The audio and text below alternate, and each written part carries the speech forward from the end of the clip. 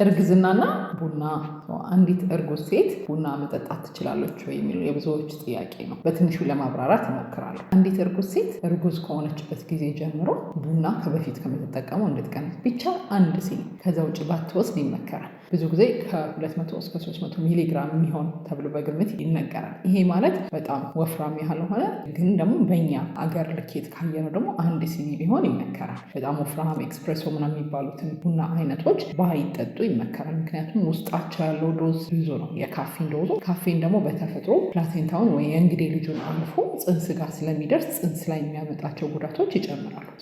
ብዙ ቡና የሚጠጡ ሴቶች በተለምዶ ያስወርዳቸዋል ወይ ደግሞ ጽንሱ ሲወለድ ከሚጠበቀው የክብደት በታች ይሆናሉ ወይ ደግሞ ያለቀናቸው ሊወለዱ ይችላሉ። እነዚህ ጉዳቶች ስላሉት ቡና ሲወሰድ በመጠን ቢወሰድ ይመከራል። ብዙ ሴቶች ግን እርግዝና ሲጀምር ያው የመጀመሪያው አካባቢ ወልወል ማቅለሽለሽ ስላለው በዛ ወቅት የቡና ሽታን የመጥላት ዝንባሌዎች ለብዙ ሴቶች ይታያል። ካስጠላሽ አትወሰጂ። ባለመጠጣትሽ የሚጎል ነገር የለም። መጠጣት ከፈለግሽና በጣም የሚያስፈልግሽ ካማረሽ ግን በቀን ከአንድ ሲኒ በላይ ባትወስጂ ይመከራል። ጥያቄ ካላችሁ ኮመንት ሴክሽን ላይ አስቀምጡልኝ። አመሰግናለሁ።